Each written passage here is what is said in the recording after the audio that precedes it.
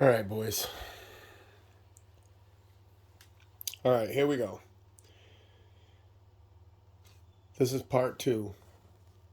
You don't even know what I just went through. All right, let me go. Let me go over everything I did. This is exhausting, guys. Oh, this is one of probably the biggest projects I've done. Because if I have to mod something or fix something, I want it to be good. If like it came from the factory. You can tip it upside down. You can do, whatever. You don't have to worry about falling it apart, even though it's going to sit on the shelf. All right, so let me set these guys up and we'll go over some stuff here. Even though I didn't collect old school robots, and I know the new school plastics technology, all that stuff is getting better, they haven't made a Gaofighgar besides Super Robot Shogoken, which is too small. I'd rather have this bad Larry. But let me tell you what happened. Okay, boys, here's the collection. These are all my Gao machines, or Gaofighgars. So, Pose Plus, Artstorm.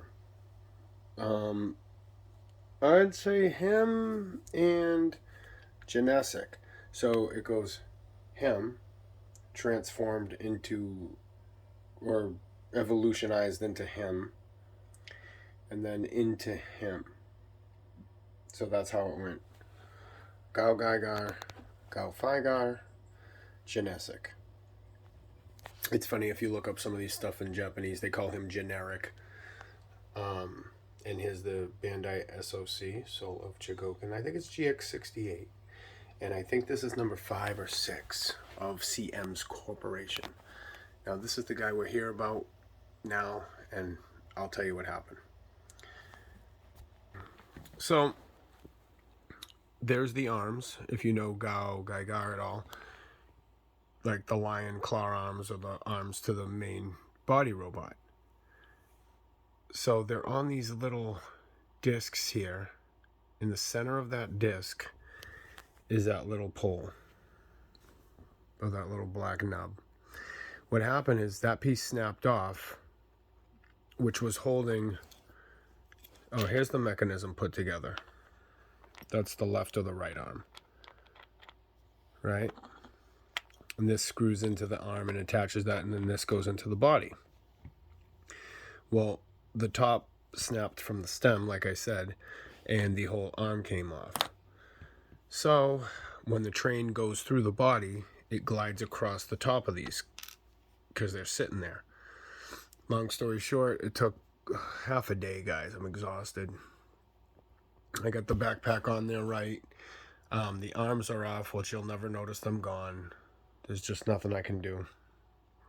So, I don't know. I did some really... If I recorded the mod work I did, honestly, on this guy,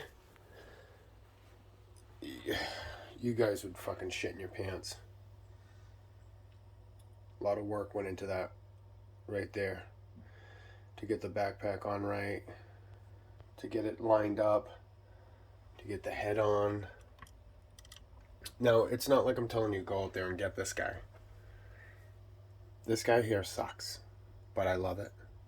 The articulation, there's a lot left to be desired. No ankle pivot, that's it.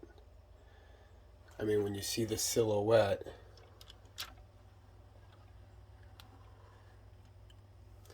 you'd normally see the arms, kind of the kibble or whatever you want to call it, back there. But, I mean, other than the arms not being there, that's what it would pretty much look like otherwise. So, it's looking good, man.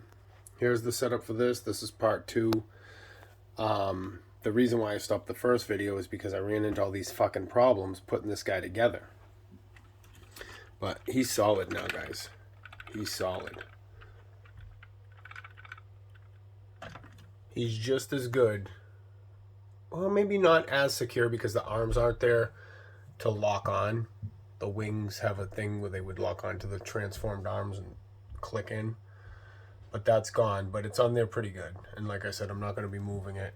There's no thigh swivel, which kind of sucks. So you got to you know, bended at the knees, a lot of gaps and stuff. But overall, I do like it. It is worth getting if you can pick them up cheap. I wouldn't pay more shipped. I wouldn't pay more than like 150, maybe 200 if you're lucky.